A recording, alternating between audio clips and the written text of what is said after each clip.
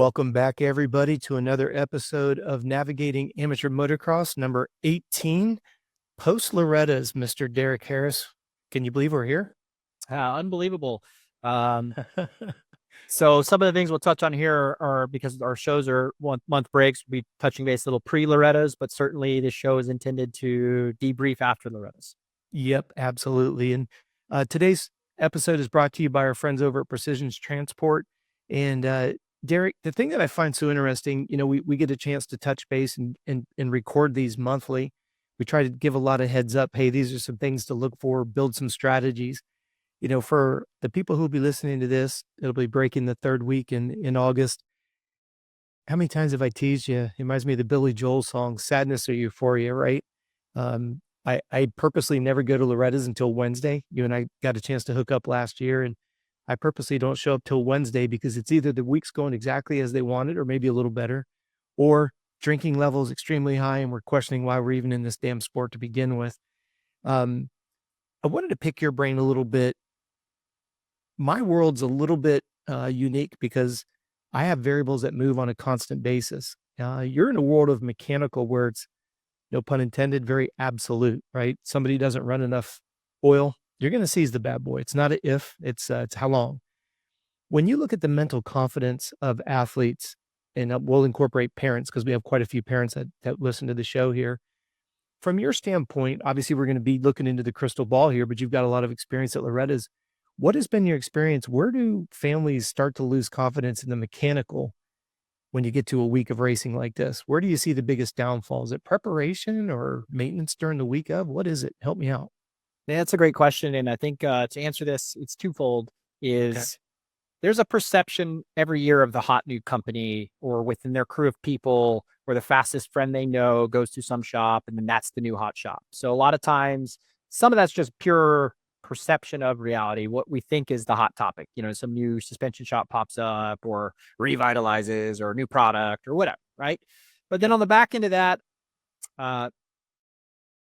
where people really, in my opinion, go wrong is that they have zero desire to learn the systems of their bike and to truly learn them. And that means that they rely on a person to do it for them. And when you rely on somebody to do something for you and you have no clue how it works, which, no offense, like most of us don't know how a lot of things in life work around us. I don't know how my TV works, and I don't think you know how it works. Mm-hmm. Like I couldn't build one, but there's somebody who does, right? But on bike, because intimately involved with your motorcycle, meaning it's you, your kid, and your motorcycle. And your kid's going to be asking you to improve your motorcycles. Your kid's going to be asking you for help, essentially, or something's not right or something's wrong, these types of things. You have to take an interest in that, right? But the problem is most of these families rely on a shop all the time. And so then they get to Loretta's and let's say that shop's not at their disposal. Or there's a lot of kids at Loretta's. There's a lot of riders. There's a lot of quote unquote things to attend to. So let's say you're with Factory Connection, who's at every damn race there is in the country. Great company, right? Mm-hmm. Yeah. Are you really going to be able to get their time every single moto out there to focus on your kid? They probably have half the bikes on the line. How's that guy going to watch all half of those bikes? So in order for you to get the best out of your own suspension, you got to take an interest in it. You don't have to be an expert, but you certainly should have put in your homework. So that's one thing. Results obviously breed confidence. So when you're getting bad results, your bike sucks. And when you're getting great results, your bike's great. And I think that that's another thing that parents just fall trapped to all the time is just purely based upon the ride. And then, of course, the kid's going to come back and be unhappy with his bike or this or that when the result's not there. Well, all of a sudden it's let's go chase it on the motorcycle. And as a parent, that's all you can really do because you're not out there with them. So you're willing to listen to that. Well, anything I can do to help my son, anything I can do to help my daughter. But unfortunately, a lot of times the real answer was, nope, son, go look in the mirror. Nope, honey, daughter, go look in the mirror. The problem was you. And even if it was the motorcycle, sometimes it's like, hey, there's probably still another 1 or 2 seconds left on the table just with you. And then let's also work on the motorcycle. Or, hey, you're going too slow for the suspension setup that we have. You've been going faster all year long. All of a sudden you're going slow. You're not riding your best. And imagine if you just could pick your pace up and all of a sudden your bike's back to what you're used to. And that actually, I think, is the most common suspension error at Loretta's is the kids are riding these facilities. They get confident in the track. They get comfortable. They get their quote unquote highest level of speed. They show up at Loretta's. Sure, you might have had a replica track, but the bumps are different. The ruts are different. The competition level's high. It's not just 2 or 3 kids at your facility in your class. It's 40 on the gate. And so all of a sudden you don't quite go your best. You're eating roost. You're tired. You're hot. You're this, you're that. And all of a sudden your pace is low and or there's a kid in front of you, you just can't get your bike going, you can't get around them, and all of a sudden your suspension sucks. So those are some of the, and I say sucks relatively, right? Mhm. See, I never that's the first time I've ever heard that, and I never thought about it. You get comfortable at a facility, and then you go to another track, and obviously you bring it back down a notch because you're uncomfortable. We refer to it as the familiarity principle. You know every square inch of the track that you ride 4 or 5 days a week for 4 or 5, 6 months at a time. I never really thought about that. Your speed isn't going to be the same as what you had it set up before you went there. Um, I wanna if you're okay with that, I'd like to stay on that thread of thought because when we look at something on the athletic side of confidence, I always tease publicly, we have no way there's no dipstick in your chest, and I can say, "Oh, look, Derek's very confident today. We're gonna do well here at Loretta's." One of the things I use as an example is arm pump. I find it very interesting, somewhat humorous, when an athlete uses arm pump. I haven't had arm pump at any big race, haven't had arm pump all year long, and then miraculously, we go to one race, and when the pressure's on, the expectations are to perform, the good old default is arm pump. Couldn't hold on to the bike. So what do the parents do? "Rob, what's the problem? Is he not fit enough? That's interesting. Not sure how all of a sudden your body position for 6 months, he's had the strength and the endurance. We've had no problems with body position. The 22 riding coaches that you work with, not one's ever complained that your rider has not been able to get in the right attack position. I've not heard one complaint from your riding coach that you've not been able to do right-hand turns, not dabbing your foot hours on end. But then we go to one race during the year and we end up getting arm pump, and then it's a fitness issue. Now, again, I understand shit flows downstream and it's always easy to point fingers, right? Before we get to Loretta's, before we get to any high profile race, I've already done enough field testing. I know what Derek's average and max heart rate is at race pace, plain and simple. You talked about it a little bit earlier. Let's say that you're at your practice track, you go out and you do 320s. We throw out the fastest and slowest and we average the rest. Then you come back to me and you give me all your settings. Now we have a good day at the track, right? We knocked out some 20s. We had less than a 2-second deviation with my riders. I asked for 1-second deviation for every 5 laps. Shit happens, mental lapse, whatever. But when you get all of that together and we go to another venue and the average and the max heart rate is maybe lower than what we know we're capable of. I never tied it in with what you just said. Large part of it, of course, is because you're not familiar with the track. I like that. That makes sense to me. When you're working on getting a bike that's dialed in, it's easy for me because I can say, what was your average and max heart rate?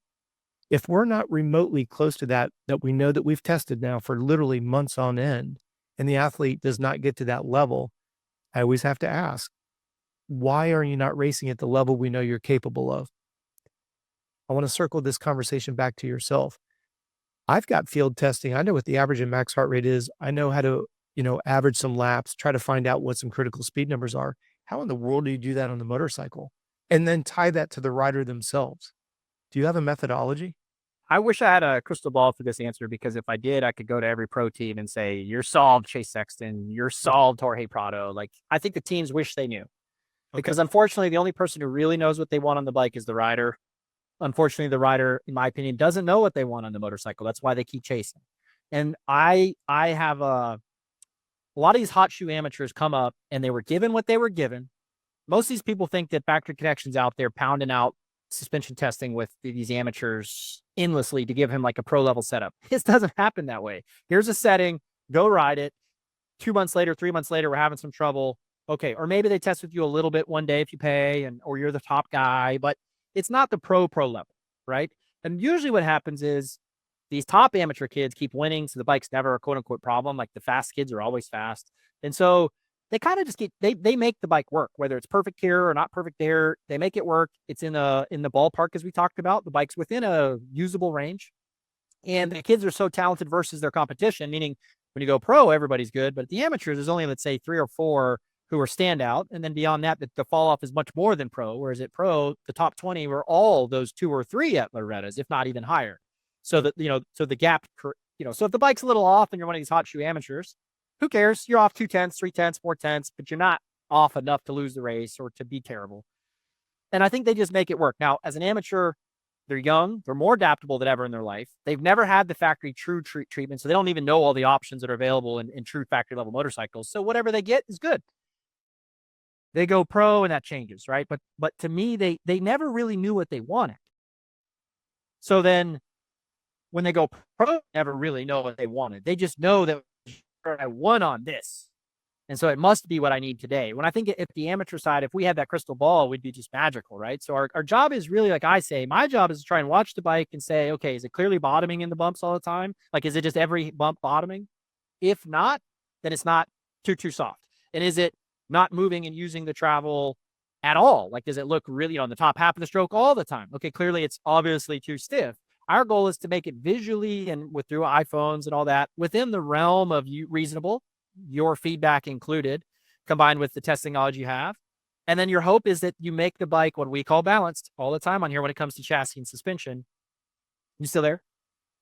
Yeah. Okay. You're starting to buffer just a little bit. Okay. Sorry about that. As long as the audio comes in, we'll call it okay. We're good. Our goal is to make the chassis and suspension maybe a little too soft, maybe a little too stiff, but work so that, okay, if you push your absolute peak pace and it's slightly too soft, you got to back off a little bit, but you can get around the track comfortably.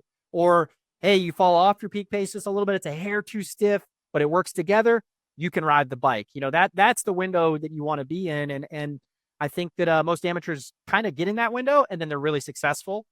I got a little off on tangent, but essentially I wish I had the crystal ball for that. So number one would be, but we talked about this in the previous show. You put a clip up the other day. Do not show up on unproven, unridden, untested motors, untested suspension, brand, even if it's like you just got the settings revamped on a new set with the settings you already have, it'd be far more ideal to have at least put a couple hours on that setup on your bike before you go to Loretta's, right? Just to break it in, make sure it feels right. Because maybe they screwed up on the settings. Maybe they missed a chart, or maybe the clicker needs to be 3 or 4 out from what you're used to because it's a brand new set, right? Those types of things. But do not show up in your first time you've ever been on that motorcycle as at practice number 1 at Loretta's. You're going to be super unsuccessful. And even with the frames and chassis, as we all know, like a kid gets on a brand new motorcycle and the thing just does not feel, feels great at first when you're on the stand, but you get on the bike and you're just not comfortable. You've been riding all these hours on your beater, quote unquote, get on this new one. And just don't do that. Please show up with, some hours on it. So hopefully that answered some of your question. I feel like it's a challenging question to answer. Can I play devil's advocate with something? Yeah. And if I don't articulate it correctly, call me out on it. We go to a track, big triple, and the rider goes out and bottoms out, and you make some adjustments, and he or she goes out, clears that triple, and you, Derek Harris, with your internals, your motor, your package, you fix it. Doesn't bottom out anymore. All right, I want to stop the music and freeze time. And I don't know why I feel compelled to put a caveat on it. What you just showed was the bike was bottoming out, and we fixed it. My system, forks, motor, combination, I could fix that problem. We then go to Loretta's. The bike doesn't handle correctly. How does that become the suspension and the motors problem when we were at another track and we were able to prove that we can adjust to get it the way you want it? And I don't know if I'm articulating it enough for people. Where I get confused is if I take you and a month out from Loretta's, we go and we do race day simulation. We do 30 minutes on, 30 minutes off, and we do that 3 times, right? I've been able to show you, because we're talking about confidence today, I've been able to show you that you could go 3 20-minute motos with a 2-second deviation, and your average and max heart rate are within a perfect range. We weighed you before and after. We know what your sweat rate is. We were able to maintain proper hydration. You know that the fitness level allows you to do 3 30s with a 30-minute rest. We call that a 1-to-1 work-rest ratio. That was a month out. We go to Loretta's and the athlete gets tired and he's not fit. An athlete goes to Loretta's and the bike doesn't handle correctly. How is that your fault as somebody who at a track a month earlier was able to show, hey, we corrected when the bike was bottoming out because of the feedback you gave us? Me, Derek Harris, I've been able to show you that what you're riding, I can get it in the parameters. I loved what you said. It's bottoming out when you jump into the sand coming into around the water. Well, that's because when we come out of Storyland, we're setting it up for the other 95% of the track. That one jump, maybe you're just going to have to take that heavy hit if you choose to send that triple coming into the beach sand. But that's not the bike not handling correctly. It's, as you keep saying over and over again, you're within ranges. But what I find so interesting is the confidence of the parents go, "Oh, that bike didn't work for us. It worked a month ago with conditions that you were able to." And I'm not trying to reiterate what you said. Most athletes can't tell me what they want, but when you as a specialist go out and you, all right, you're bottoming out on the jump. Let me slow things down. Let me do what I need to do.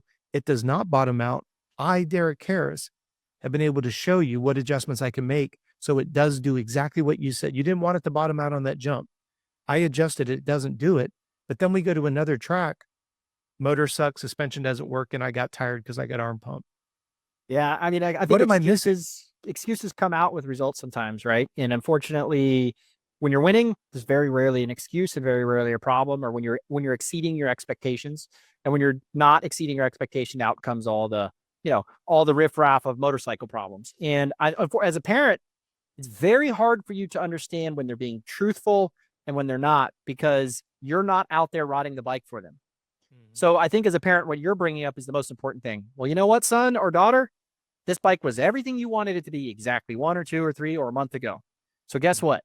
That's the bike we have here today. That's the bike we have here this week. And you're going to go make it work is probably the right approach as a parent. Because if you don't have that approach, and then we talked about this on a ton of episodes this year. Oh, let me run it down to Factory Connection or Race Tech or Enzo or PR2 or Pro Circuit and get my suspension redone while I'm here at Loretta's. They've got some kid that's in our class or some athlete that we like, that we think's kicking ass, and their bike looks really good. So it's got to be good for me. I have yet to, and I'm still waiting for the day. So if you're a parent, you watch the show and this has happened to you, please send me the evidence. I have yet to have a family do that and see that. And then all of a sudden their kid went from getting 20th to getting third. Mhm. It hasn't happened.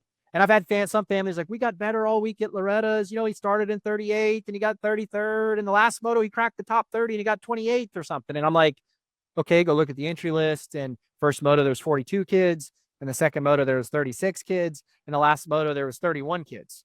Well, you beat, like, percentage wise, you're the exact same position you did. There was just less kids. Like the last motos at Loretta's, half the time people load up and go home if they had like an injury or they got hurt or, it's the end of the week. They're like, I'm not riding Saturday. We want to get home.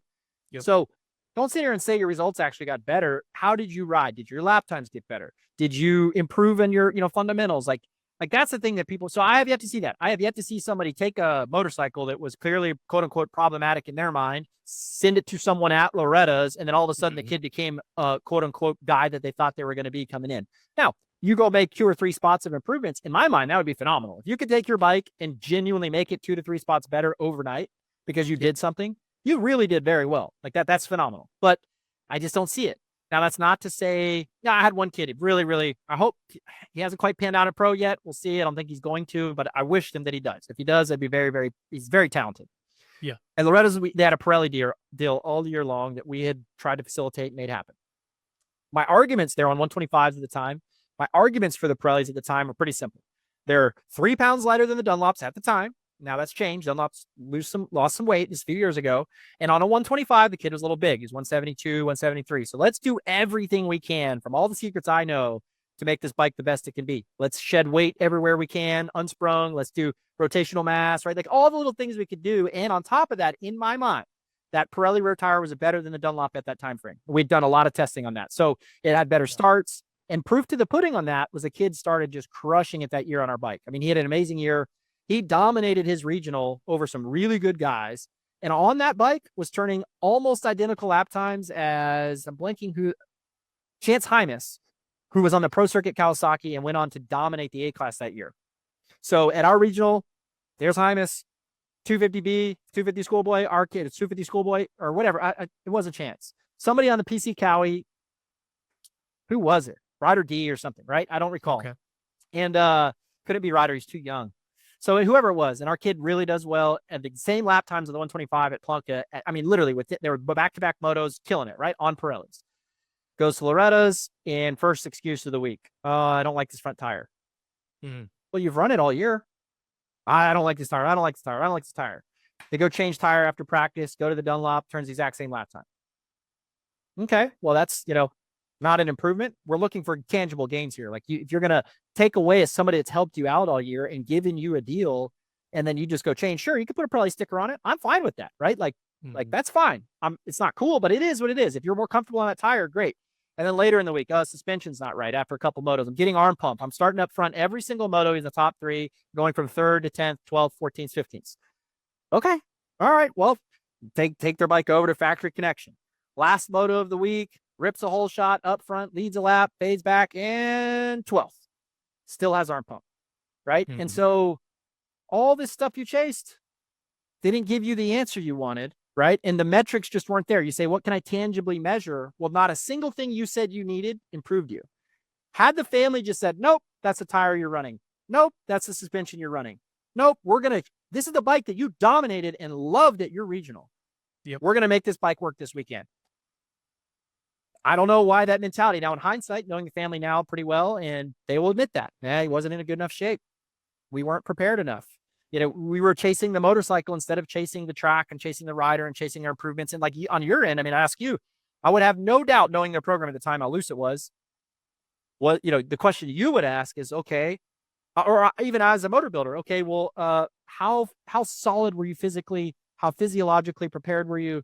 How was your nutrition? How was your hydration? How was your rest all week at Loretta's? If that wasn't optimized, then why are we even chasing this motorcycle, which costs us a fortune to chase? Versus on your side, like that, it's not cheap to get a guy like yourself, but at the same time, it's not that expensive to do the nutrition right versus wrong at Loretta's. It's not that hard to drink enough water or not enough water and enough electrolytes at Loretta's, right? Like you can attest to that. So You hit the nail on the head, and yeah, what I wanted to add to what you said is I want the parents to understand we're not playing the blame game, we're trying to provide solutions. And this is something that I think people get out of perspective. They're like, "Well, I did what you and Derek talked about, and you said it wasn't cool." That's not what we're insinuating.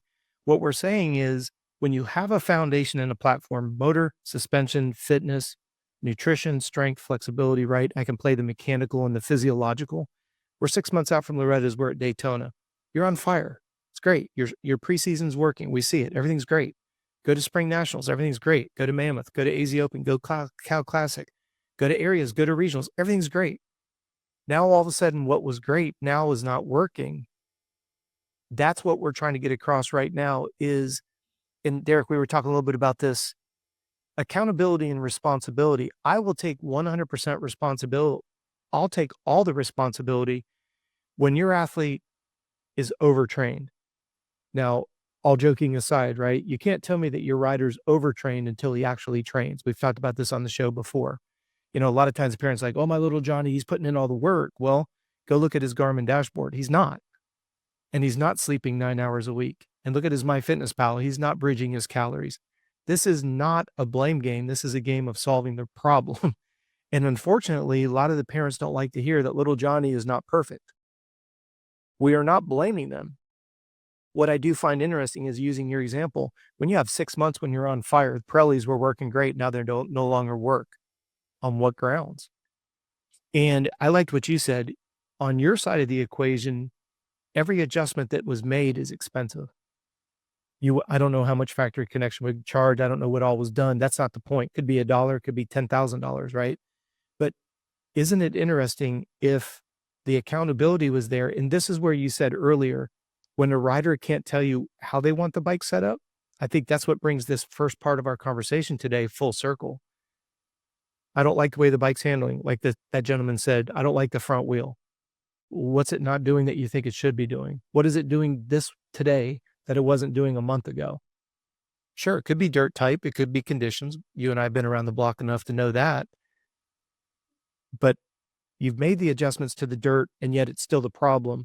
And I liked what you said earlier. You're trying to build a bike based on the athlete's capabilities. I'm on public record numerous times of saying what?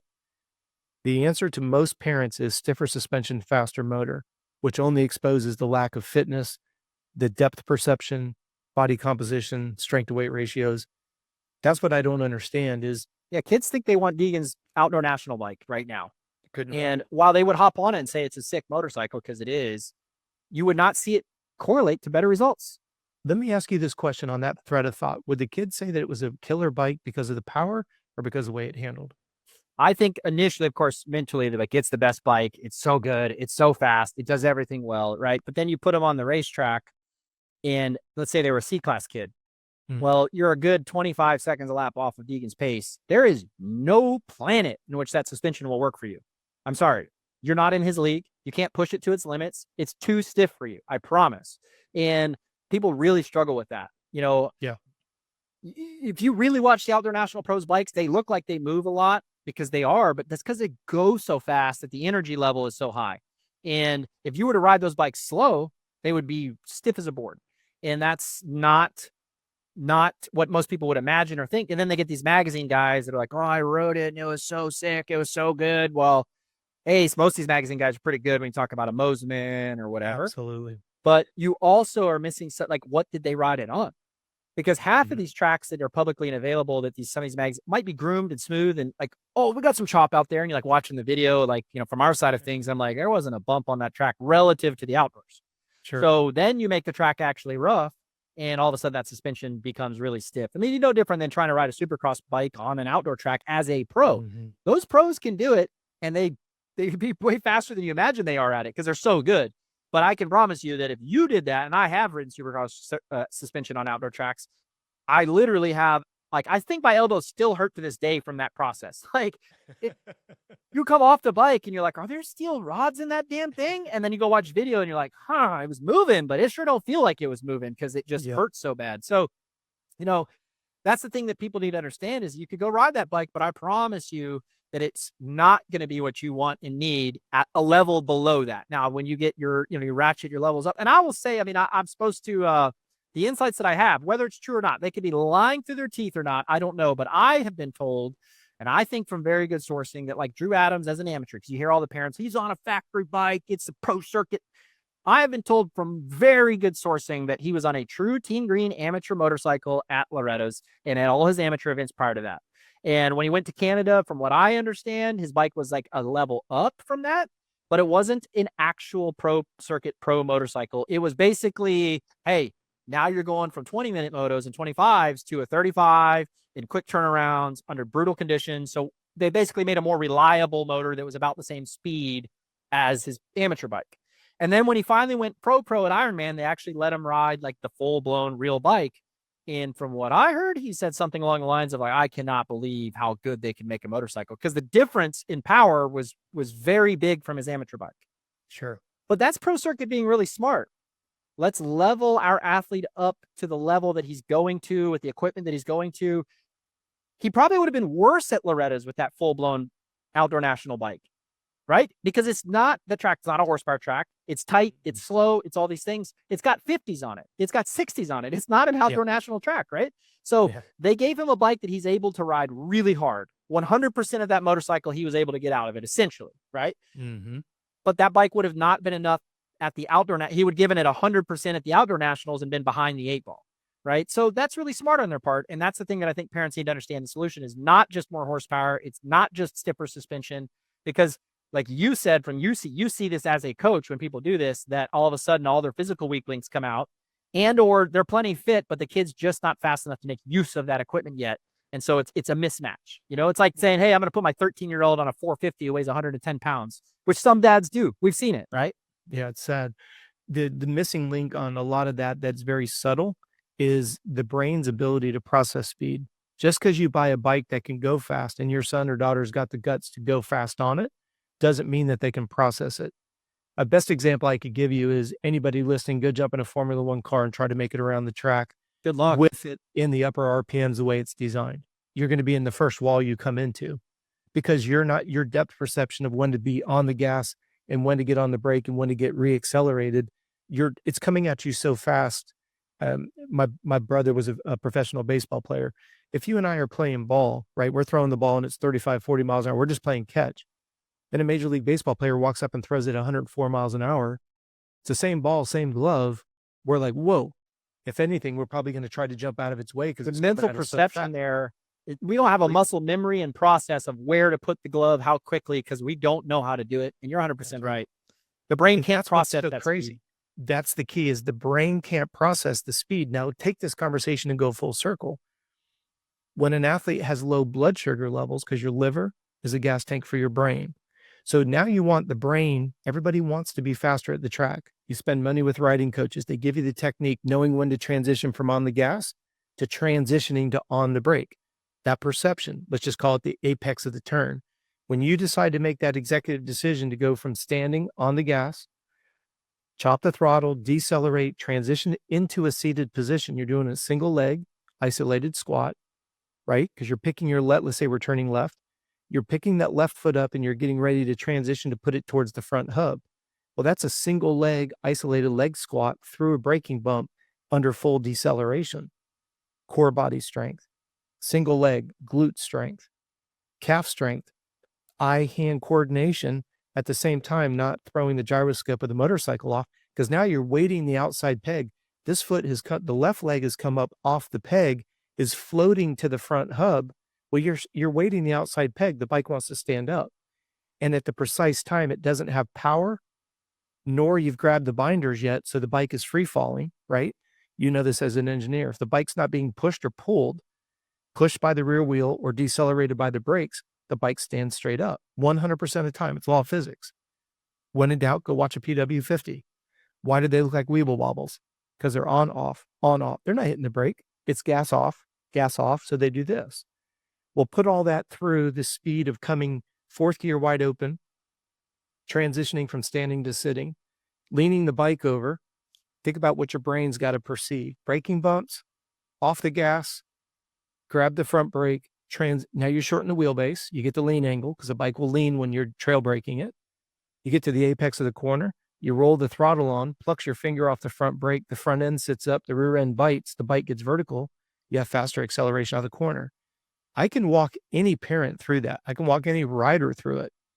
If you don't have stabilized blood sugar, there's no riding coach going to help. Well, to your point, let's talk about muscle memory. That's how life works for me. I think for most people. So when you develop, just go open some doors left-handed. We talked about this. It's a little bit awkward to you if you're right-handed, right? Or vice versa. Or do something the opposite of the way you normally do it. It's not natural to you.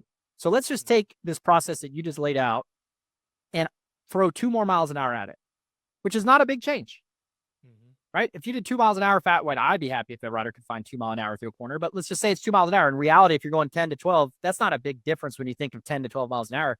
But where do you sit? Where do you hit the brake? Where do you hit the gas? When does this? You're going to be behind the 8 ball that first time because you have not developed the quote unquote muscle memory and brain memory to go, oh, all this has to happen a little bit sooner and faster. And if that's the first time you've ever done it, right, it's not going to work. So I challenge parents all the time when they say it's a horsepower problem. And I challenged Brazel's dad on this at one point. And they weren't really bitching about horsepower, but we were talking about, we're always trying to make the bike better. That's always a goal, right? So I've said, well, he's got a 350. How's his lap times? Well, they're the exact same.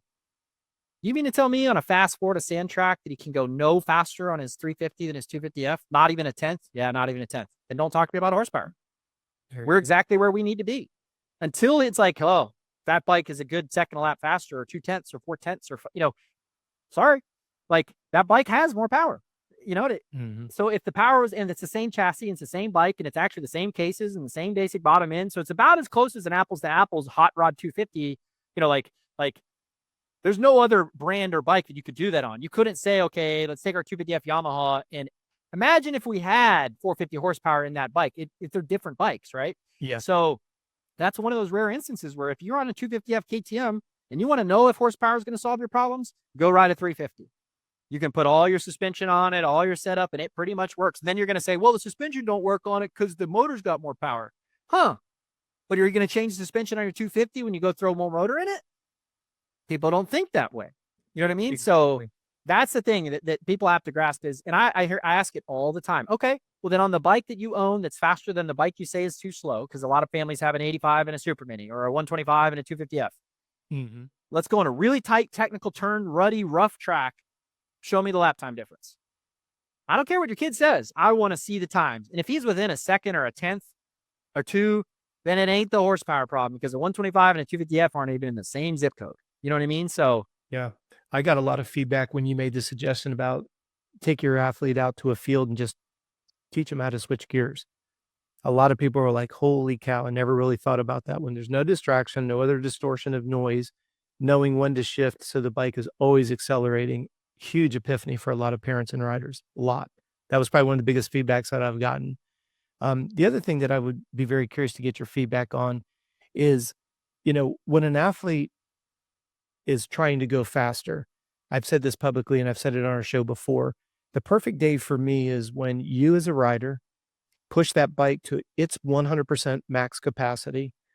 The track and the motorcycle push back on the rider, and the rider can push, it can absorb all the pushback and is able to do that for 35, 38, 40 minutes, whatever, pro or top amateur.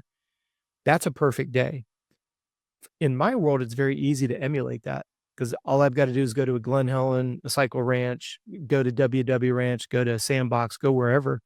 Those tracks, especially like with Jason Baker, he builds his tracks like a pro track, right? So I can get race day conditions. I go to next level with JP Money. I can get a track that's going to be national caliber.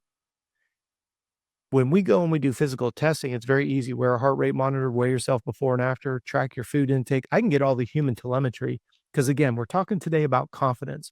We have two schools of listeners today. It's either the ones where it went as good as expected, or surprisingly not as good as we thought it was going to be. But we all went into the same race with the same amount of information going in. On my side, I'm not going to say it's easy, but in my world, it's easy because I do it all day, every day. What would you recommend for parents on bike setup? You've talked about the idea that you dyno motors before you put them out. If you release a motor and somebody picks it up and doesn't, I don't want to sound arrogant here, right? But even though I buy a motorcycle for you a motor from whatever amount of money, I still have a responsibility to go heat cycle that thing. I have a responsibility to make sure it's not going to grenade. Stuff goes wrong, right? Stuff shifts in shipping and all that other stuff. If I get a motor from you, I'm going to crank it up on my stand and I'm going to walk around the bike and look. I'm going to go up and down my field before I go jump on a track. Why? Stuff happens. We're all human. You nailed something. Like, so when we build a bike, let's say we have the opportunity to dyno it ahead of time, which is our goal, but it costs, like no way around it. If you want to do that, I would prefer to do that for every client. Yeah. But it adds a full day. So you got to pay a day. There's no way around that. I can't do it any faster than that. I got to put it in and out of a chassis, or I have your bike. Okay, great. Then we have your bike, but I got to get it on the dyno. We do some break-in process. Well, guess what's the very first thing that I do after I've heat cycled a bike, like you said? Heat cycle it, walk around it, look for leaks, check bolts, look at everything I can look at. Because every once in a blue moon, you forget to tighten a drain bolt, right? It was something that was loose when it came in. You didn't pay attention to it, and you put oil in it, and it's leaking out of the drain bolt. Or whatever. We are, I mean, I don't know how many parts there are in an engine off the top of my head, but let's say a 4-stroke probably has 300 to 400 action items on a full rebuild. There's 300 things that have to be perfect for everything to be done. And in our world, 99% is not good enough.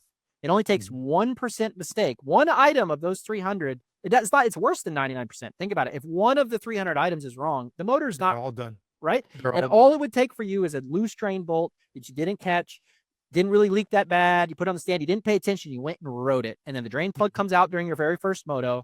You lose all your oil and you grenade this beautiful new engine you got. Right? Now, is that my fault? Well, certainly. Maybe we should have tightened the drain bolt. But at the same time, I also know most of the time we ship stuff without oil, right? Because that's kind of part of the requirements with FedEx. They say, hey, can't have oil in it. So if I ship it without oil, it's your job to put oil in it. And I would think, because we all, you should probably put a wrench on your drain bolt. So yes, that's one thing. But let's say it can go in the dyno. We check it out. When you nailed it, you put the nail on the head. The very first thing after a heat cycle is let me go up and down through all the gears at a very low power level and RPM. Just rop. There's all 6 in a 6-speed, or there's all 5, and then all the way back down. Make sure the clutch works and engages. Let me do it a few times, because if it gears wrong or something's off and it binds up, I'm not putting all this power to it. The worst thing you could do is warm up your bike, never do anything, went to the track. Yeah, it's good. Let's go on the track. And your kid goes and clicks fourth and it locks up because fourth was wrong. Now you put your kid at risk for not just doing the most basic of things you could have done, but you just make sure the bike goes through the gears. So we try our best, right? And I mean, we check it on the bench. There's multiple processes there, right? But you never know. I mean, like KTM 65s have had smatterings of issues where transmissions at 40, 50, 60 hours might go bad. And typically what I see in my end is there's this like circlip that fails on a shaft that holds a gear in place. And eventually it just goes bad and it pops the clip off, and then the gear can go too far and it gets in mesh with another gear and locks up and then destroys the transmission. That's not something we have any control over, right? That's not something that, I mean, KTM could maybe make it a little bit better, but it's not every bike all the time. You know what I mean? So it's something Yeah. that it just is what it is. If you're really chasing those bikes, you should replace all those circlips every 40 hours and every time you decide to rebuild it. That's just something you should do. So Mhm. not all bikes have the same types of clips, right? Some bikes have different designs. So at the end of the day, like, imagine if that happened. And I've had clients that aren't even hour, like other clients from other shops that ended up being clients like, oh man, it happened to be an hour 4. Well, it wasn't so and so's fault because clip clearly had to be in place for it to work at hour 1 and hour 2 and hour 3. It just happened Mhm. to come off at hour 4, unfortunately for you, right? And there's different kids who shift differently. Some land on the shifter and they force the gear up against it. You never know exactly what causes these failures. So that's, you just nailed it. You got to have that. So to continue, to your point, check your bike over. That's confidence number 1. And then I think you're basically going to ask what else is like the confidence in the motor is potentially maybe what you were getting to. Yeah, 100%, because I know that your son or daughter can race at this intensity level for this duration because that's what we've tested. But we say on the human performance side, there's 4 pillars of success. You've got to be prepared, fed, rested, hydrated, and focused. Pillar number 2 is you have to be fit. You have to have strength, endurance, and lactate tolerance, speed. Pillar number 3 is you have to recover moto to moto, day to day, week to week, month to month. And then the 4th one is strategy, right? You could be the fittest person in the world, but if you go out and you go across a certain threshold, heart rate level, you will go backwards. So I can do all the testing in the world. If the rider goes and puts his head up his ass and goes out and races it like it's a 2-lap qualifier, I can sit here and tell you, look you straight in the eyes, shake your hand firmly and tell you your athlete will go backwards. You're a mammal. You need oxygen. If you go past that point of no oxygen in the blood, your athlete will slow down. Why? Because the human body, if you don't give it what it wants, it takes what it needs. Now, you could laugh at that, blow it off, sound like a textbook cliche. It's raw reality. So, which of the 4 pillars did you have let's go more positive. Derek went out to Loretta's, did a great job, race bar to bar with Andrew Short. Awesome job. Did you race well because you're prepared? Could be. Did you race well because you're fit? Could be. Did you race well because you applied the right strategy? Could be. Did you race well because you recovered? Could be. They all have to be there. Because as soon as someone goes out and has a bad moto, my job is to figure out in those 4 pillars what went south. It's not like you decided on Thursday to go race Loretta's. Can't do it. You've got to spend a year getting ready for it, right? I know you're prepared. I know you're fit. You know the proper strategy. You know how to recover. But if the race week didn't come out the way we wanted, this is where I want the parents to understand. You and I are not talking about a blame game. I No, said to it, we're trying to find solutions.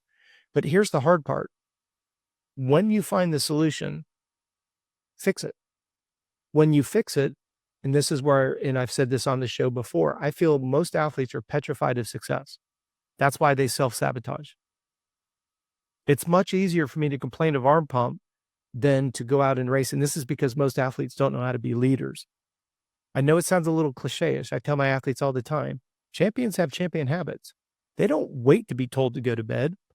You go to bed because you know you need 9 hours of sleep. Young athletes, champions don't wait for their parents to tell them to brush their teeth. It's the right thing to do. Parents don't need to tell champions to do their homework. Champions do their homework before they're asked. Now, you go, Rob, where and why would that be relevant? Well, when you get comfortable leading in all aspects of life, then when you're leading through the 10 commandments, you're not shitting your pants because you're like, oh my goodness, I'm leading 41 other riders. You've practiced being a leader and it permeates everything. how well said. And how often do we see this? Somebody at a golf, at NASCAR. NASCAR is probably a poor example, but at golf or these individualistic sports have never, they've cracked the last day or they struggled. And then all of a sudden some athlete breaks through and they win. And all of a sudden they become winners because they had to figure out how to do it. But part of like winning, What like, was Tiger Woods known for? Second day, second 9. yeah. He's going to And come on stronger the second day on the last 9 holes. And if he isn't already ahead of you, he will be after the last 9. and We all watched it. and he knew how to be a performer on pressure, but not, Mhm. you have to do it to do it. Like confidence on the show. It, Yep. you got to have success to breed confidence in some regards, but confidence can also be built, as you're saying. And I love the 4 pillars. I can never remember them the way you eloquently put it, but all 4 of those, if you nail all 4 of those, you should have some confidence. You have all of these aspects. Going into Loretta's, obviously this is going to drop afterwards, and we do anticipate 4 championships this year. Going in, we have 419 number 1 AMA plates.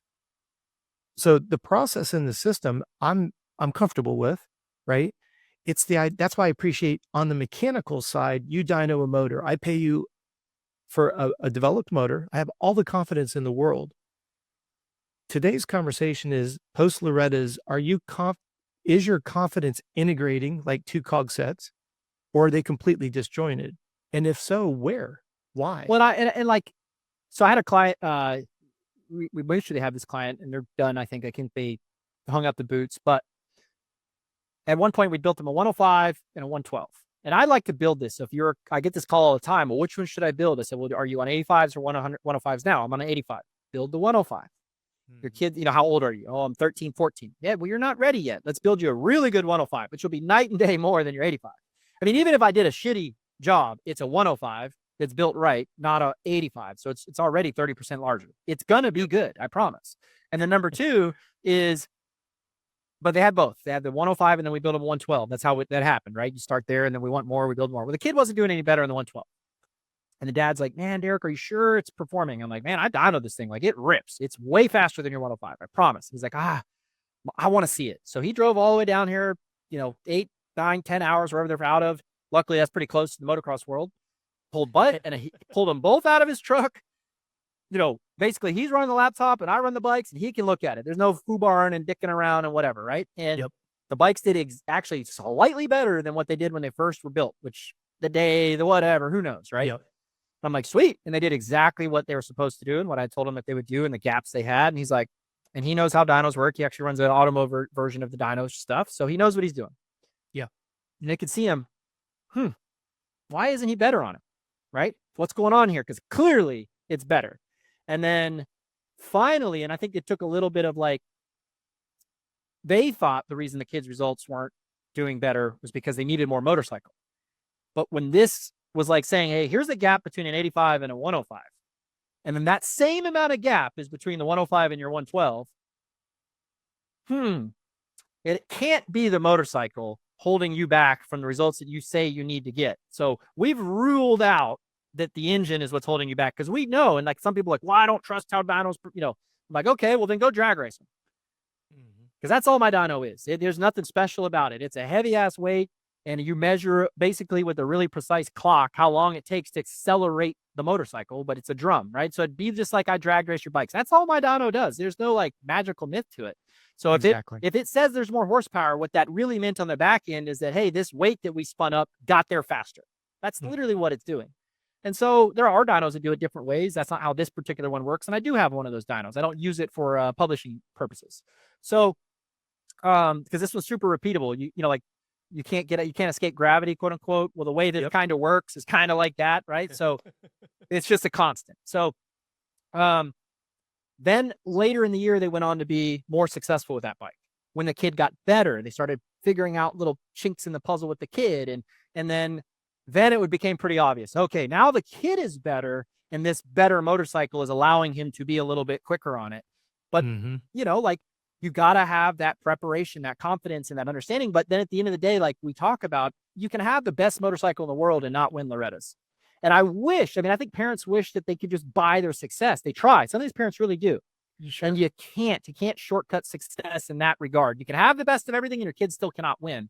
So at the end of the day, it's, like you said, a marrying of the programs. And like you said, I love the 4 pillars. So if you come in with all 4, you should be super confident that you've done your job. The next question is, what are your expectations? Which I would say now post-Loretta's, pre-Loretta's, every family going there should probably write down their results goals. And you need to be as honest as you can possibly be.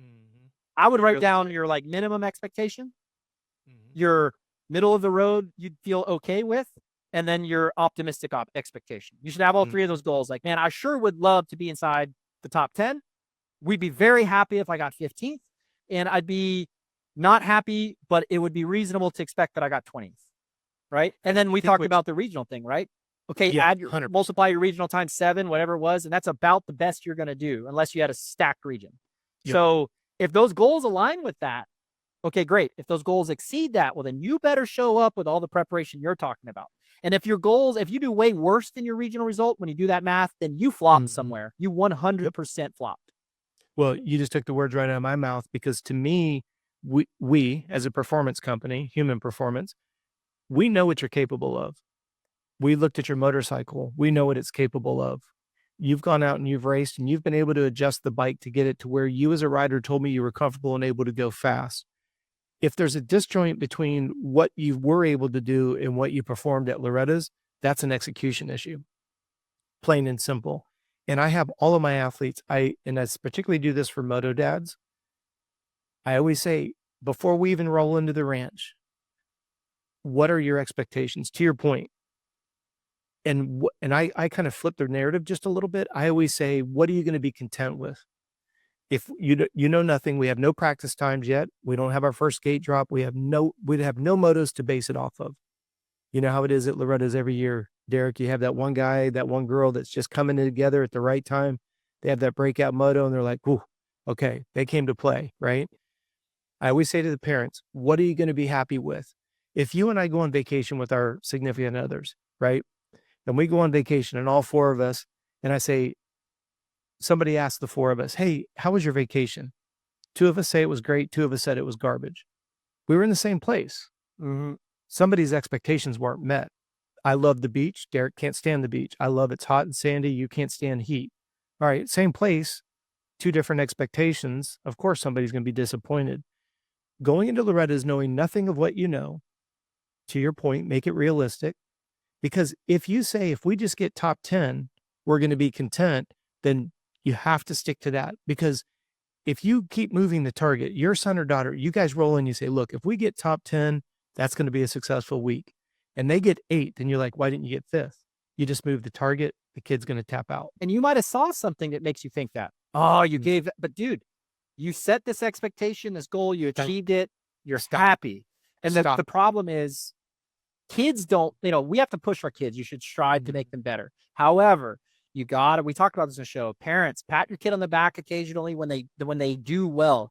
And unfortunately, your local level, this regional level you've been racing at around areas, like, oh, we expect to be, guess what? You're against all those kids now. And so if you're not this like a perennial winner, like, hey, we won the regional, we won this, we won that, we won the spring nationals, then why are you coming into Loretta's going, we're going to dominate? You have to have, like you said, this confidence and those baby steps to success. And those baby steps of winning begin with winning at lower levels that you ratchet up. And so, now granted, well, look at what Tony Alessi did. Go to a pro national, right? The times on the track, pay to rent the track the next day, and go out and baseline them against it. Yeah. If you're 14 seconds off of 30th place, would Tony say? You aren't ready to go pro. What are you wasting your time on? Now for Tony, he was what a great podcast, right? Yeah. I mean, he said when Mike was on Superman, he's turning about the same lap times as the top 5. He kind of knew that this pro thing might work out. But to that point, if you are the same, you go to these outdoor national tracks and you're out an amateur day or something, and you're 30, and granted, the tracks are usually not prepped the same, but that's why Tony was smart to ride it the day after. But if you're like on a really smooth version of that track and you're 15 seconds a lap off, sorry, dude, you're not ready. Well, and stop moving the target, because that's what exactly happens right. is, mom goes in with expectations, dad goes in with expectations, rider. The rider's like, oh my gosh, man, I just got 9th. We were looking for top 10. I'm pumped. They go in the impound area and dad won't look at them. Or dad doesn't even go in the impound area. And what does that do to the rest of the week? You're screwed before. Is a kid going to want to go get an 8th? Well, and the crazy part is the target moved and you don't realize what you just did to deflate that athlete, because that athlete thought we were all on the same page, but now the expectations changed. And this is to your point exactly. And I see this every single year. Derek and I, we're having an adult beverage with a parent. Hey, what are your expectations? Hey, it's our first time at Loretta's. We're going to have fun. Kid pops a 22nd. Talk to him before the second moto. Oh, I expect top 20.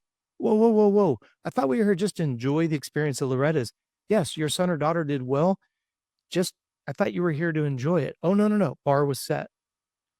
Now you have the other situation. Derek, I would be content if we just got 20th? Top 20 is all I'm looking for. Okay. Well, you go out and they run 12, 15. Well, then the next moto is we've got it. Why are we not top 10? And then at the end of the week, what ends up happening? Even though you surpassed your own expectations as a rider, as a parent, everything was going good. Everybody's in complete pandemonium and they're Hatfields and McCoys. And then you're at the end of the week and nobody enjoyed the week. We've talked about this a lot. Expectations. Racing has to be fun, unfortunately. But it comes And- back to the confidence. Do you have confidence in your suspension you have for 6 months? Yep. Okay, Yep. cool.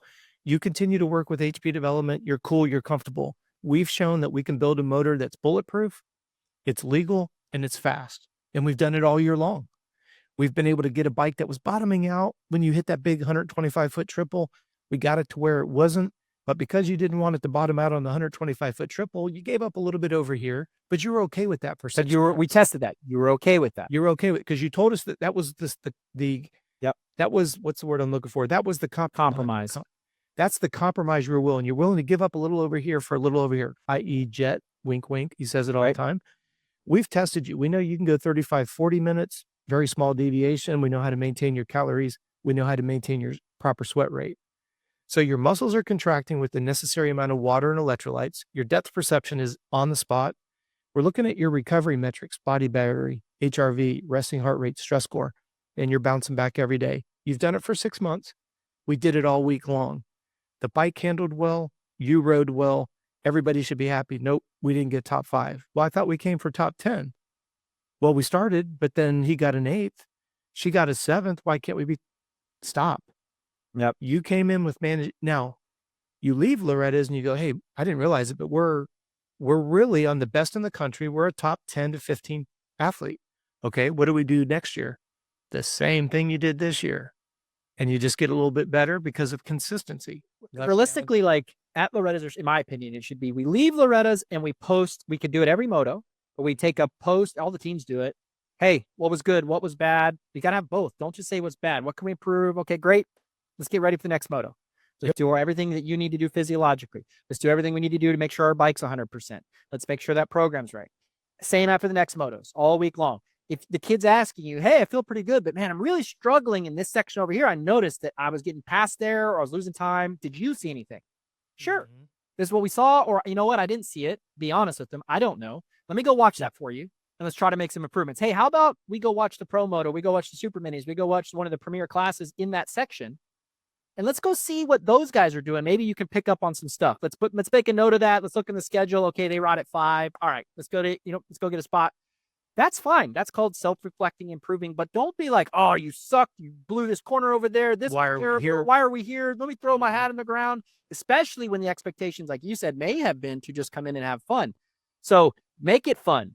We had a kid who never had made Loretta's super mini class, and you can just see he's mentally would get defeated as the week went on at all these events, right? Like at regionals and whatever. And so, you know what? It's like, you know what? We're going to go to this race, and the dad's a great friend of mine. There's a kid who I went to an Air Force Academy graduation. He graduated. Yeah. So his goals were well beyond, he's going to try to be a fighter pilot, which if you really know about that process and getting to the academy and then graduating the academy and then becoming a fighter pilot, these are the best of the best of the best whiz kids in every category. Literally.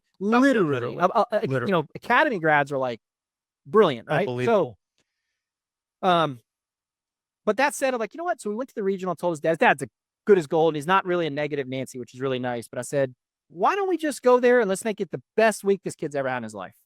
Yeah. So luckily we go there. I'm just like cheering him on in the races and towels all over the track. And I didn't care how his finish was. I was told myself, I'm not going to give him one bit of advice after the moto. I'm just going to tell him he did really good. I was really proud. Good job.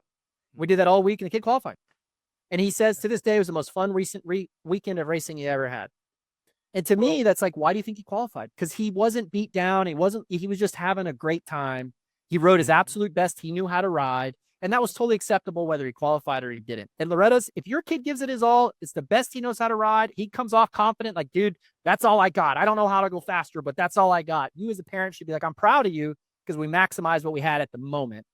Then after Loretta's is over, go deep. That's where I use heart rate as an accountability tool. Because if we know you can race at 185 to 195 and you're out there at 162, is that you're not comfortable with the bike? Or did you not push? And I want to, for those of you, obviously everybody who's listening to this, it's after we recorded this. We're talking after Washougal. If when this airs a month later, you might have forgotten it. And I would encourage you, go look at the podium speeches after the first moto of the 450s. And Jet had officially gotten beat, right? He went down, he was leading, he went down. And what I love, Derek, is what did Jet say on the podium? The very first thing that came out of his mouth was, I owe the team an apology because I went the wrong way on setup. They suggested, and I went against them, and I was wrong. Now, if that doesn't scream class, accountability, responsibility, now here we sit on a Monday morning and everybody's talking about the Jet got beat. Sexton beat Jet. And Jet took responsibility. Now they'd watered the track and he pushed the front. And it was like he made a bonehead move, not like the year before we tried to downhill a triple that didn't exist. He took responsibility for that. But what did he say on the podium? I went the wrong way. You could go to Loretta's and be expected to win. You've got all the equipment. You're the fastest guy, fastest girl. And you, as the racer, went the wrong way. There's 2 more motos. Good job. You got through it unscathed. Maybe it was the wrong way and you went, maybe you only got 5th. Maybe you got 8th, whatever. But if you take it and work with it, as I always say with my riders, you're either winning or learning. Take that with a grain of salt. I'm not into snowflakes, but if you're not learning from your mistakes, then that's when you're really losing. Because think about this, Derek. There are people that will listen to this show and they're like, man, if we had just qualified for Loretta's, we'd be happy. Then you have, out of the 40, 50,000 people that try to qualify, you're going to have people that's like, damn, if I could just get in the top 30, I'd be happy. And then there's going to be people, man, if I could just get in the top 20, I'd be happy. If I could just get top 10, if I could just be top 5, if I could just podium. You see how we're never happy? Because just when you punched your card into Loretta's, you're one of the fastest riders in the world. Congratulations. It's a fact, right? Statistically speaking, you're one of the 42 fastest riders in the country, even the world, if you want to go that far. But there's always somebody behind you that wish they had what you have. So if you get 20th, there's people that wish they had just made it to Loretta's. If you get 10th, there's people that were at 20th would be thankful to get a 10th. And this isn't about somebody else's grass is greener. It's about perspective. Today's show is about confidence. What did you do to get to Loretta's? And then did you execute on the day?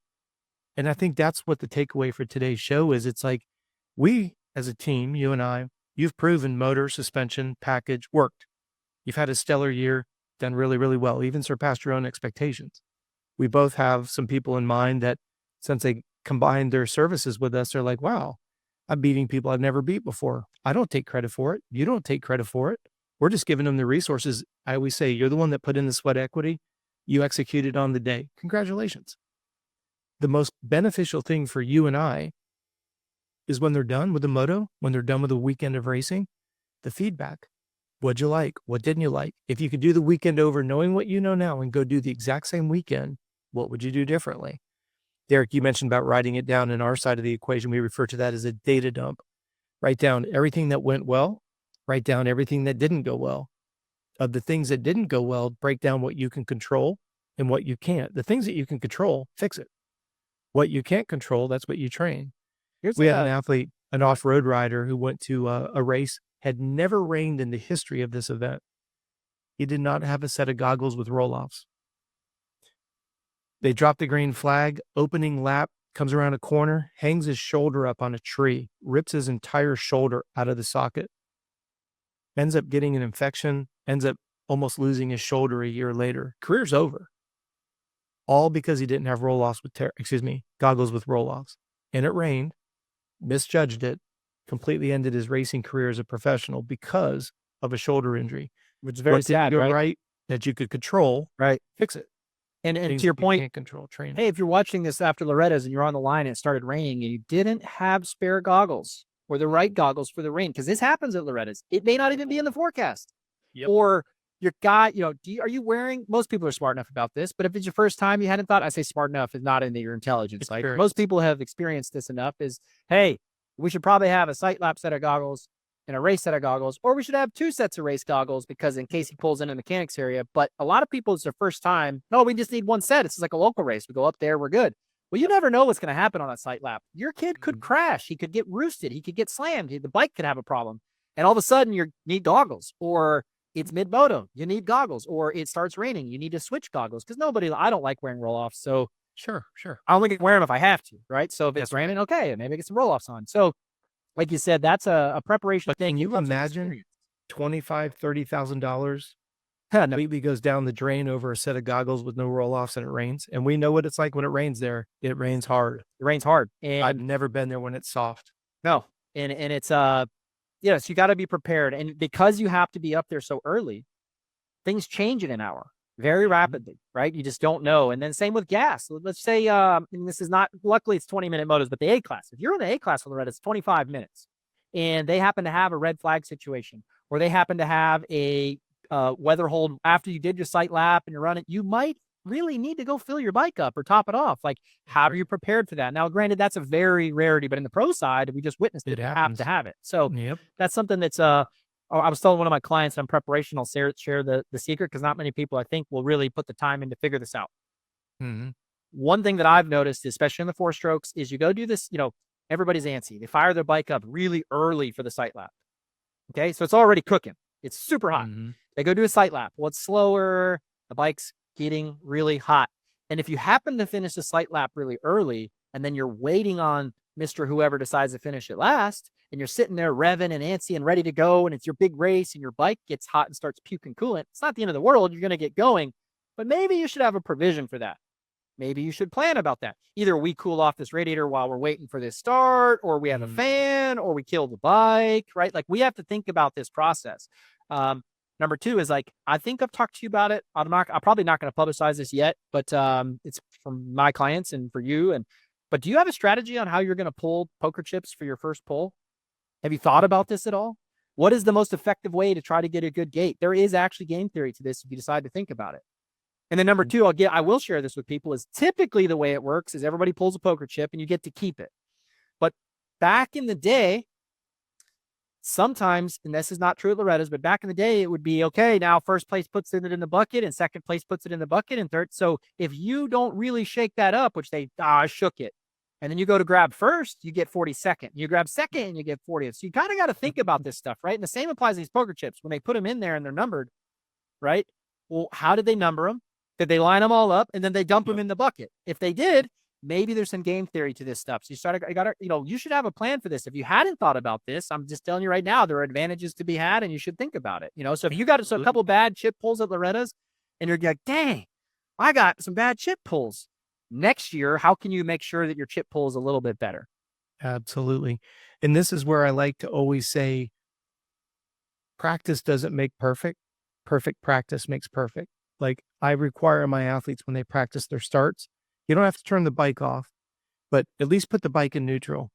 Start from scratch, right? Where do you put your bum? Do you pull up on your pants? Do you push back on your goggles? Or on your gloves, on your grips? Do you hit your chest? Do you say hello, praise the Lord?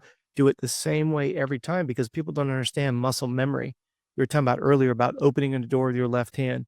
I use a mouse on my desk with my left hand because I'm right-handed, just to try. I'm a little bit anal about the idea of, I want to try to activate as much gray matter of my brain as I can. So I use my non-dominant. I've been trying to teach myself the guitar, mainly because I'm still fascinated on muscle memory. To your point exactly, I see kids roll up, they still have the bike in gear. They don't look where their feet are at. They don't look where their head is at. They just dump the clutch and they're like, I did 20 starts today. I'm like, 20 bad ones.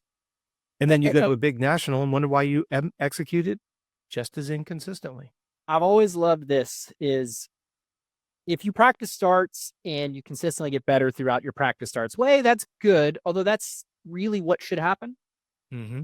Your brain is correcting little imperfections that it felt, and it's making this system better. This exact dirt on this day with this exact horsepower, with the tire, with how that clutch is worn in and out and all this stuff. So you should get better at it.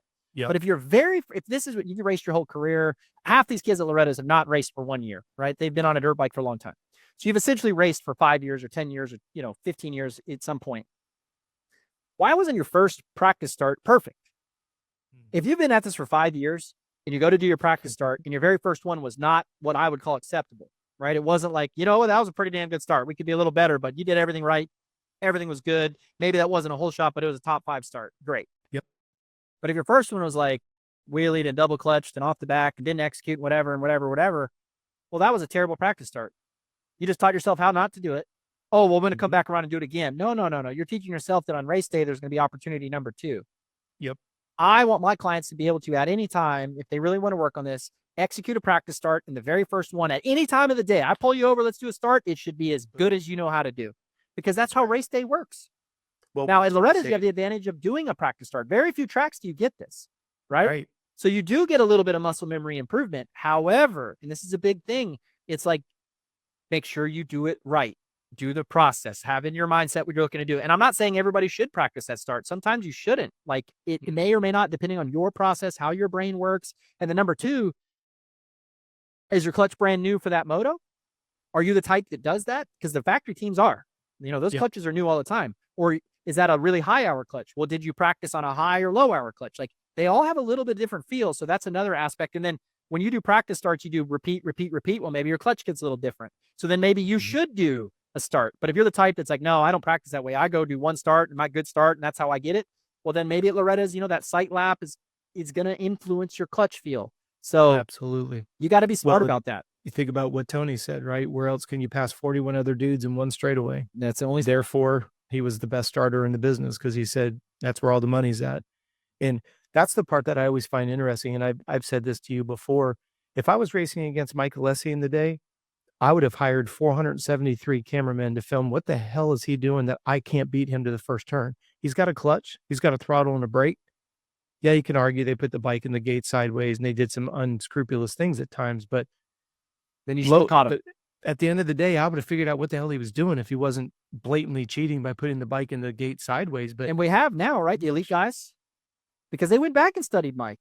If you watch now, he started at the pro level, this like particular body position, elbows kind of low, like they were tucked back. They weren't up and then dropped. He did all these things. And now all of a sudden, all the dudes are doing it. And I have no doubt that they went back, Chases and Jets and Tomacs, and said, man, what the hell did that guy do? He beat me at one point. And now they do it. But if you're not studying, you're not learning, right? And so, and what's funny, to your point exactly, after 5 years of doing it, right? I go to World Vets at Glen Helen. These guys are now in their 30s. So it's not like 5 years, like to your point, you're talking 25 years, and Mike still whole shots every one of them. Yeah, I still got him. He whole shotted every single moto at World Vets. And it's like and I love how, if practice, like you said, perfect practice makes perfect, because there's guys out there who sucked at starts their whole life, and they practice them and they continue to suck at starts. And then who was it, Mike? It was Tony who said this. I forgot that he said this. He said, does your kid want a whole shot? Before you even go asking him what's up or whatever, build him a motor or whatever, does your kid really want a whole shot? And I've had clients that it's so cut and dry, where the kid, against people that he thinks he should beat, whole shot every single time.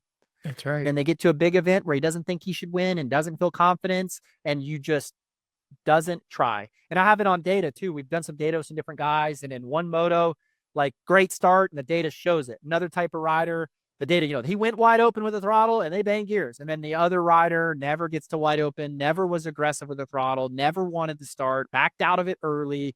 Those things. And it's like, look, you can build him a rocket ship, but if he demands 50% throttle and he's getting 50% power, it doesn't really matter. And that's the, well, that's I always say it this way, to show you how quickly confidence can literally slip through your hands. If I took any of the listeners and I said, I'm going to give you a desizing pill, and I'm going to allow you to be able to go to a 65. We're going to go to Loretta's this weekend. We're going to go to Loretta's, but I'm going to take all your experience and I'm going to be able to let you go ride a 65. How confident would you be? Most of our listeners would be like, yeah, I could handle that little guy, right? Same thing. Take it down to an 85. You're super confident. But if I give you the Outdoor National this weekend and said, here's any bike you want, Jets, Tomacs, Webbs, anybody's bike that you want, why are you all of a sudden not so confident? Still a clutch, throttle, and a brake. Because to your point, I know I could beat those kids on 65s. Well, perception is reality. And because you downsize it, you have a sense of confidence. But then I say, all right, go line up against Tomac, Sexton, and Jet. All of a sudden that confidence just literally went out like a breath of air. See how quickly confidence can just slip through your hands. That's why I always say, focus on the process in the system. If we did it in training and you practice it enough that you can consistently execute it, then the results take care of themselves. Well, we're watching confidence right now at Pro with Prado. Or a lack thereof. That's exactly right. Yep. I mean, I have this little debate. It's in the group chat, and I love the debate. Bring it on. Let me hear what you got. And it's always good. Sure. Yep. But it's like he sucks, and that was one of the guys' takes, and I think he really does not think that he sucks. But Mhm. it's like, yeah, sorta. He sucks right now. There's no question about it, relatively, because the dude's still Sure. still a Yeah. badass World moto dirt champion. bike. Yeah, he's Yeah. still. Oh, he got 10th. It's so bad, like, Yeah. yeah, well, it's pretty good. But at the end of the day, like, we're watching what has manifested now for multiple weeks and probably a couple months now, is his confidence is beat down. And where is the confidence manifested? The lack of into his motorcycle. This Mhm. motorcycle that he gushed about when he came over to America. I mean, he could not have, and it was obvious. You're like looking at him, he's going, in his mind, he's like, I got a secret. But I have this motorcycle that people just don't know about. Like, I rode this Kawasaki and it just does other things my KTM could never do. Yep. You guys don't even understand how good this bike is. And I bet he really felt that way. Mhm. That's what probably sealed the deal for him to come over, because he had an offer from KTM. Yep. And then for whatever reason, things happen. He gets hurt. The shoulder gets hurt. I'm sure that's not even close to 100%. We're not even talking about it, right? Shoulders are hard to get right. And he's had a long ass season, and he's getting his teeth kicked in, and pretty much everybody gets their teeth kicked in by Jet. So, that's part of it. And then all of a sudden it's the bike, and I'm chasing this. And then we've already talked about this. And this is what happening to you parents at Loretta's if you chase the motorcycle at Loretta's. Prado's chasing this motorcycle throughout the outdoors. Maybe they're making improvements. I don't know. But at the same time, how do you make improvements when you can ride maximum of 2 days a week? Mhm. And then you don't know the bike. And then you don't know this track. You've never been there before. So you go back to your home track and you're like, oh, the bike's getting so much better here at Club MX or at We Love It, but yeah, it's better there. But now we go to this untested track for you that you've never ridden before, against that you don't know about. And all of a sudden it's of settings that you have zero comfortability with, Mhm. right? How the hell are you supposed to improve? And to that point, that's what makes it phenomenal when anybody at the pro level makes their motorcycle better, because this process is really hard. So you're watching what happens when somebody loses a little confidence, isn't 100% sure of themselves, loses confidence in the program, loses confidence Mm. in the motorcycle, and all of a sudden it manifests in this world champion who on his best day would come over here and challenge Jet. Well, I have no Yep. question about that. Right? You Mhm. brought his KTM over here on a track he was comfortable with, he would have had motos where you're like, damn, this dude is legit. But Yep. instead, we're watching the other version of that, which is just purely, I'm sure the bike's not perfect. I'm sure, right? But it's all this confidence that just has snowballed into a huge lack of it. And again, don't be that parent at Loretta's that does the same damn thing. Don't Yeah. put it in your kid that the bike's not right. Don't put it in the kid that he didn't ride well in a corner. Don't put it in the kid that he could do better, in the sense that you sucked. Like, hey, you did great, but I think there's a little speed out there. That's fine. I'm really proud Mhm. of you. I'm really happy. Oh, do you think you can do better? Awesome, man. I want to see that. Oh, the bike needs a couple clicks. Let's talk about it. But not just your bike shit. This is shit. Week is shit. Your results are shit. It's just not going to make your week go better. Well, and it goes back to, like you were saying, ask them, "What can we do?" Like, let's say you and I are parents, right? Asking the rider, "What do you need something adjusted on the bike? If so, what? And more importantly, why?" Write it down. Next time we see those circumstances, your athlete, because the quickest way to learn it's to teach it. So when you say to me, "You're my son," and you're talking to me about it, what I'm really doing is trying to get you to learn how to articulate what you need and want. Now we go that direction, just like Jet said. You went the direction I asked, and guess what? I was wrong. That's okay. We know not what not to do. We go the other direction. But that's the hard part, because they're like, oh, well, that's at a pro level, must be nice. We're amateurs. No, it starts. What is it that Dazzy's on record of saying? Everything we did wrong with Hunter, we corrected, and now the results speak for And think themselves. about what you have this rule. I think we've talked about on the show. I brought it up. I know you've brought it up, but and I don't know what the number is. I think there's other parents who have a better number than me, but I have a like, hey, let's not even talk to the rider for a period of time after the moto. Cool off period. Yeah, like both sides. You, the parent, Yep. and whoever the more aggressive parent is, Yeah. just back off a little bit. And whatever. And some of these kids are equally like, you're like, oh my God, that kid's untalkable to after that moto. Even kids who win sometimes are really challenging to deal with. And I think it's just these neurons are firing in like fight or flight mode for a little bit. That's my personal Yeah. feel. Their adrenaline spiked out. You're not really getting their cognitive side post moto. Let them talk it out. Let them wait. Let them get all this crap out. And then 30 minutes, 40 minutes later, they've cooled off. Their brain has Yep. mulled some things over. Now we do our post debrief. We don't need to do our debrief right after the moto. And you don't need to go tell the kid he sucks. And he doesn't need to tell you that you suck or that the bike sucks. Exactly. Just wait that out a little bit until Yep. things have mulled over. And I think it's so hard to do. I mean, it's so hard to do. But if you really have a thought you can't keep in your head, write it down. All right, I'm going to put it in my notes on my phone. Sure. and then we're going to go talk about it. And especially mid moto, I forget half the things I see out there. So it's like, oh, write this note down, write this note down. Mhm. Okay. When we're ready to talk about it, let's go. Oh, I forgot. Yeah. Over that section of the track, I noticed that this, what did you feel? And when I try to dissect bike data, I've learned over the years, my goal is to not lead them on anything because I want to hear feedback. So I'm not like, hey, I thought it was a little soft. I'm like, hey, how'd it feel? Yep. Hey, what did it do in that bump over there? You feel like it used all the travel, not enough travel? Did it feel harsh? Did it feel soft? What did it do over there if I saw something that I thought was glaringly wrong? And sometimes, oh, dude, I'm glad you brought that up. I landed that Mhm. jump and man, it just sank through and bottom. Yes, that's exactly what I saw. How about over Mm. here? Man, same thing now that you bring it up. Okay, now we know we can go click the motorcycle a couple clicks. Or, hey, Exactly. I heard coming into that turn, actually, when I was at club, that Lala Turner girl, if I'm not Yep. mistaken, she's really Mhm. fast, rides Yamahas, if I'm not Yep. mistaken. I don't know anything about their bike. I had no idea. All I know is that I was watching motos and all the guys out there, and she's coming down a hill and like kind of hitting the gas through these bumps, and the bike was mapped horribly. But was it the fuel they run in practice versus race? Was it a stock ECU? Was it a mod ECU set up for different fuel? Was it a different pipe? Is it a different motor configuration than what I don't know. I don't care. I'm not saying that the bike was unrideably bad, but it was like in this location where you go on off the throttle through the bumps. It just had this stutter and this blubber and just sounded terrible. Now, the good news is if you happen to have a bike that does that, it shouldn't affect your day from riding well. Just hit the gas and go.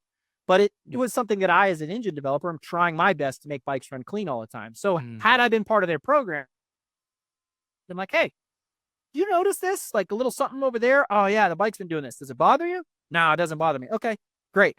It is bugging me. It's really been bugging me. Okay, let's Mhm. go work on that. You know what I mean? That kind of deal. But it's just But proof that's to the the cool pudding that, part is that when you ask the question and they want it that way, that's a totally different story. You yep, know, it's like everybody's saying the way that Ricky's bike was set up. Doesn't he matter wanted what it. you think. He rode the hell out of the bike. And, you know, there's a lot of riders in history that have had weird bike setups, but made us all eat our words. And I love that. It's not a matter of really what we think or, there's a point of diminishing returns. On that point, I was working with a really fast kid and unfortunately got picked up by someone. So we lost the opportunity, but good for him. Like, unfortunately for us, Mhm. very, stoked for him. I think in the next 3 years, you're going to know the name. So Yeah.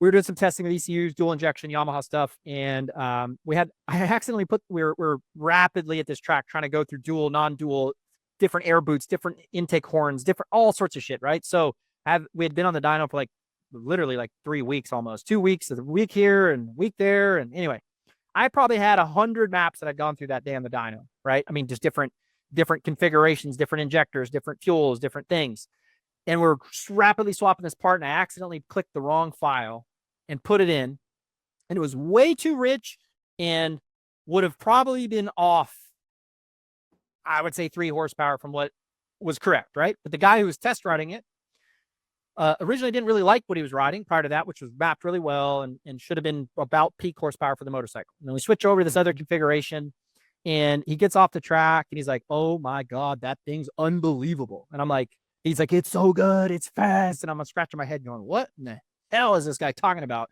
Because I'm like, I pulled him off because I'm like, it's the wrong map. Like, you know, let's go put Yeah. the right map in it. And because I could hear it, the bike was blubbery and shitty, and basically because we had been playing around with injectors, they're different size injectors, so I had put Yeah. the wrong map for the wrong injector. But then it dawned on me what he liked was, and it was twofold because I had data on the bike too. When I'm looking at this guy's data, he was like always 70, 80, 90% throttle, 70, 80, never 100, just never was Mhm. 100.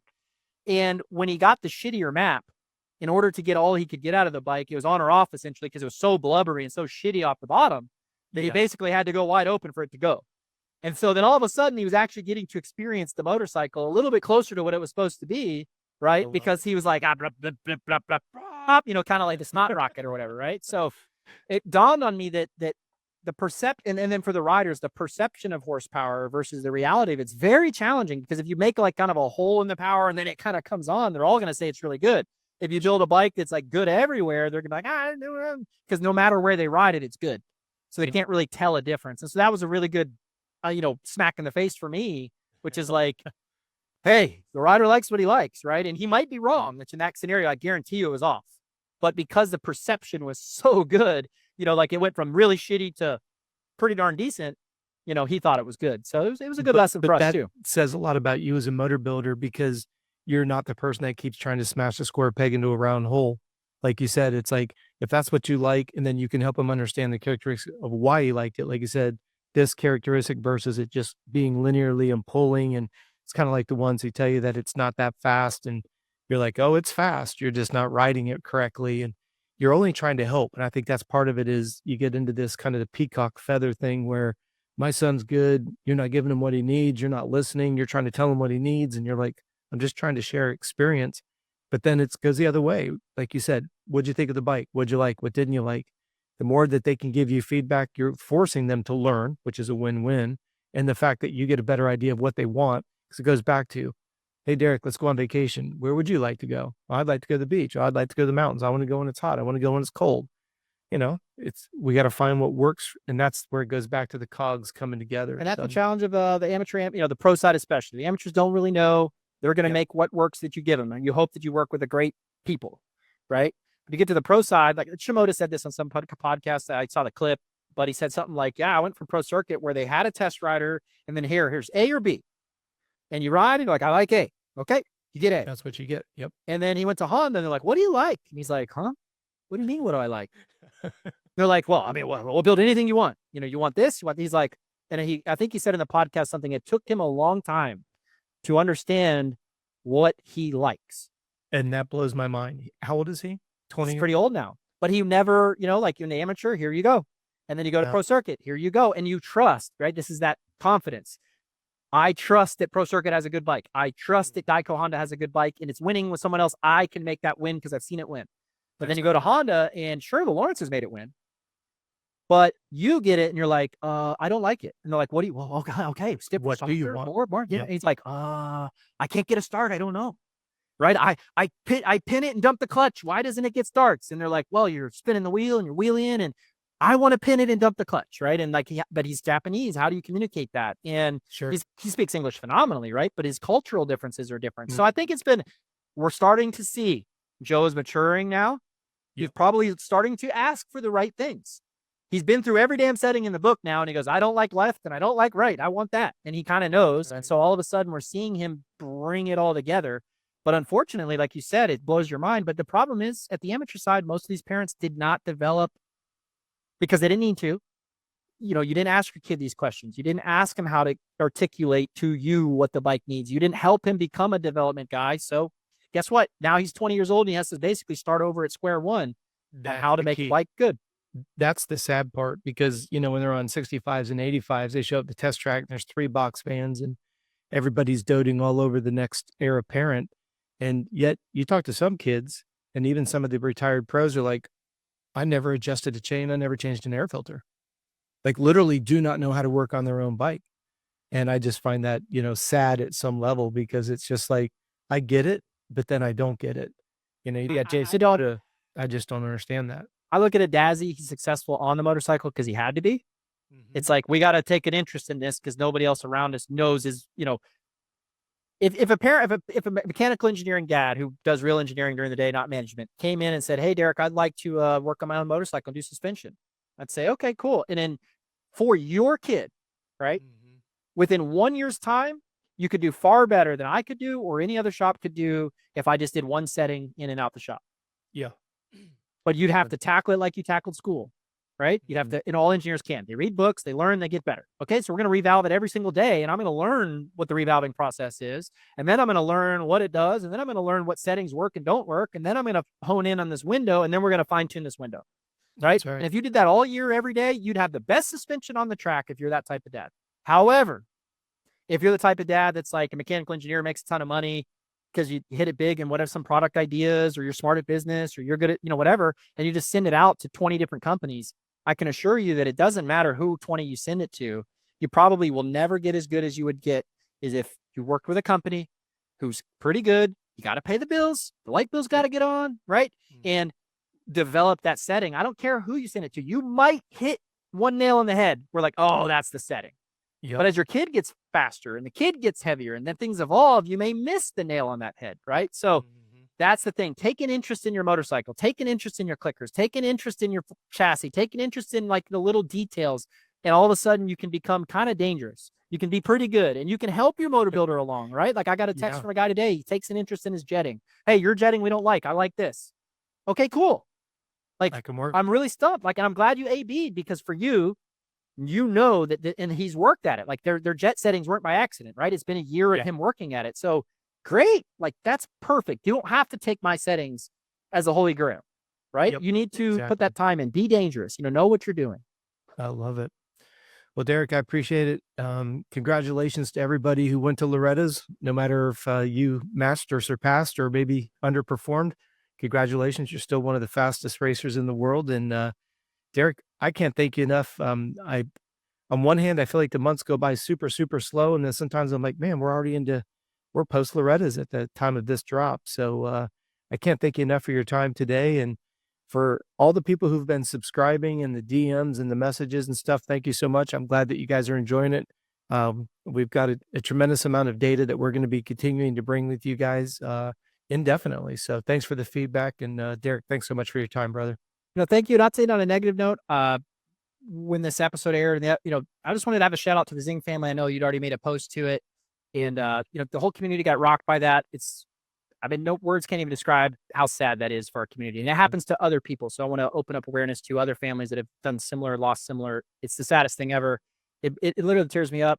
They were a client of mine the year they won last year, and no condolences exist for how sad that is. But certainly through the Loretta's this year, everybody, I think, will certainly remember him for what he was as a great champion of the sport. And, to the family, deepest, darkest condolences you could possibly have. And I hope happier times, moving forward, just remembering how awesome the kid was.